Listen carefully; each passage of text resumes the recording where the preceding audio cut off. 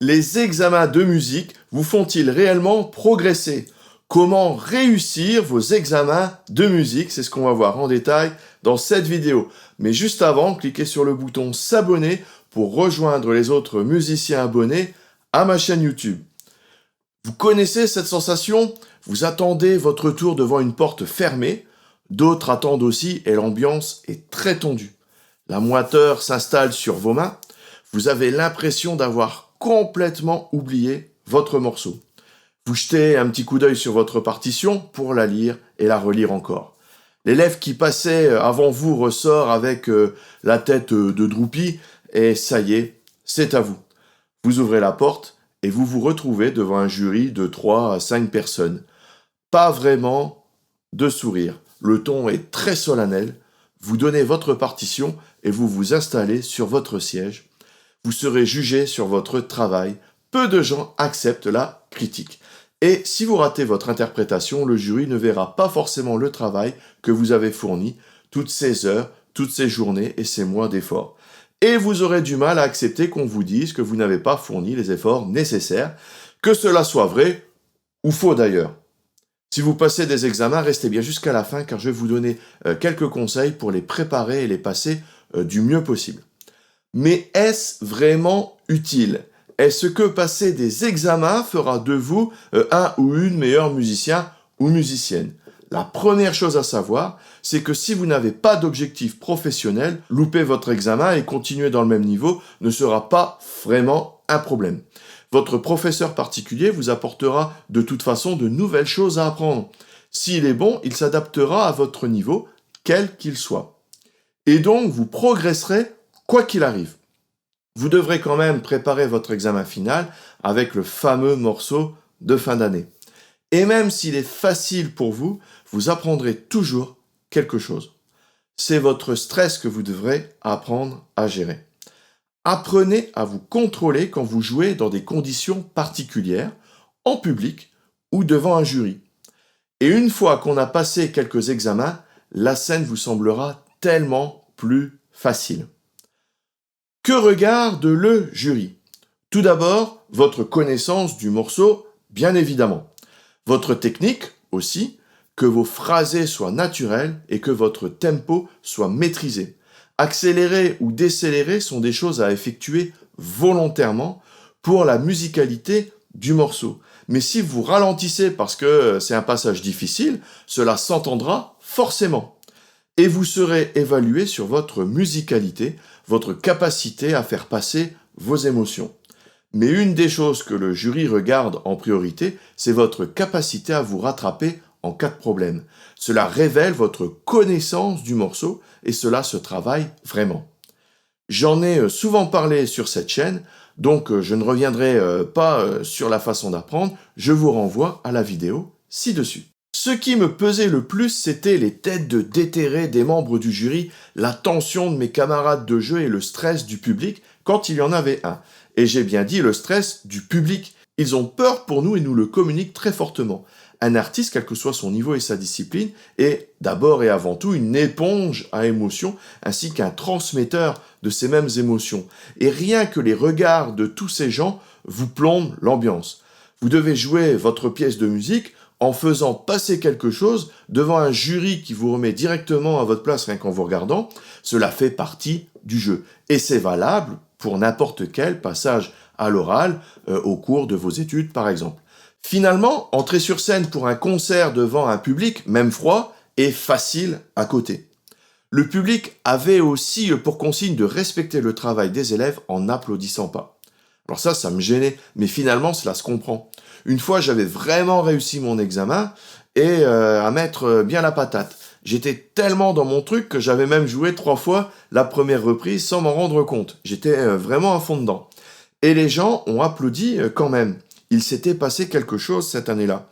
Et du coup, j'ai même sauté une classe. Mais l'année d'après, pour la petite histoire, ça n'a franchement pas été aussi glorieux. Mais bon, j'en reviens à mon histoire, les autres élèves qui devaient passer après moi me l'ont reproché.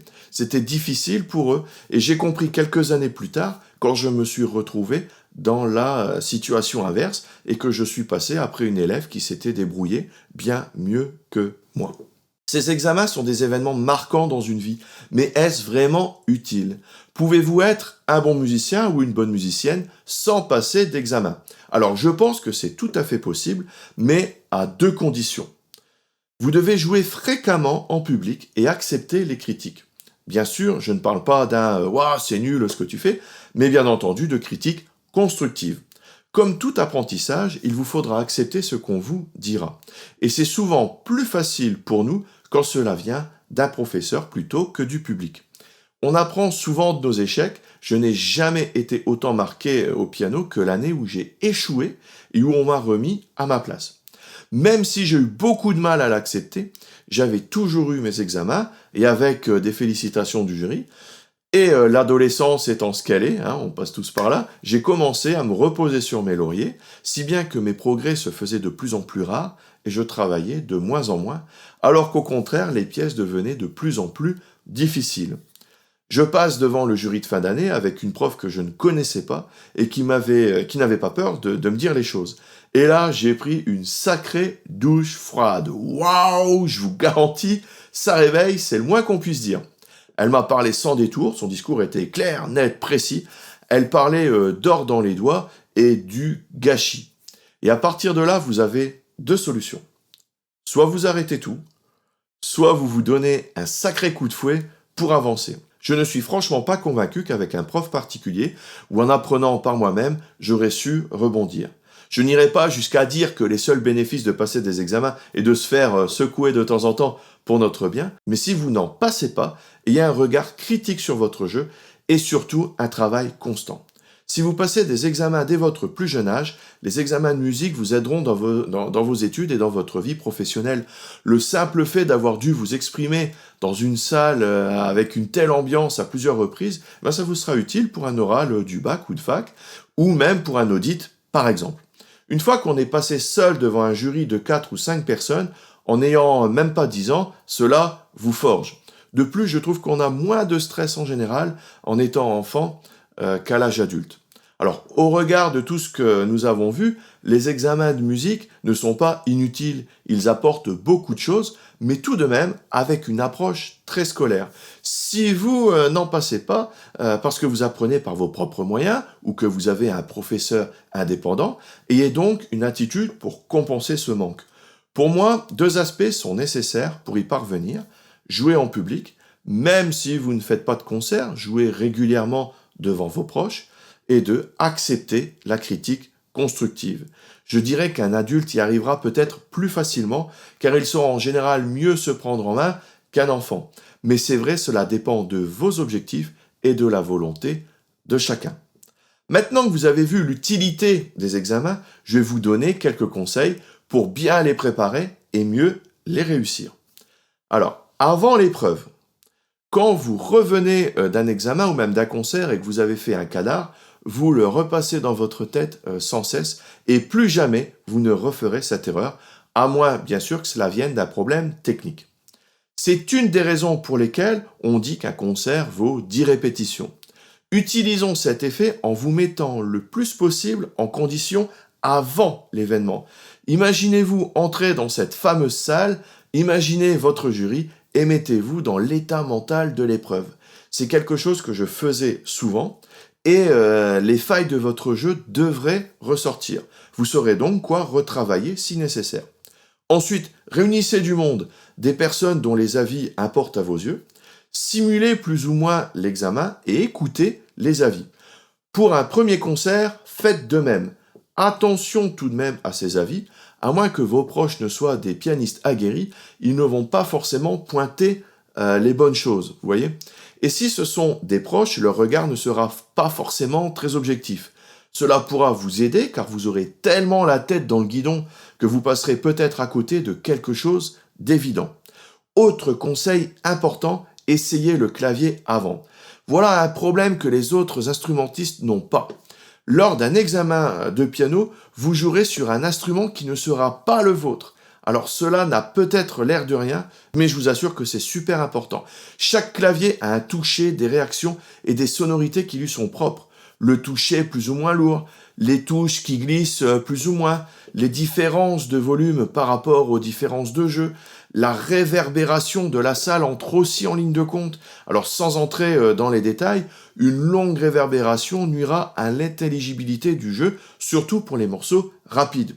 Alors aussi la force pour appuyer sur la pédale de sustain, le type de piano, droit à queue ou numérique, et je vous garantis que le rendu sera différent à chaque fois.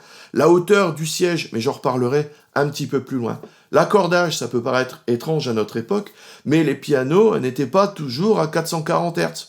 Certains n'étaient même pas accordés du tout. Alors si votre oreille est absolue, ou presque, c'est gênant, c'est le moins qu'on puisse dire. Et j'en oublie certainement.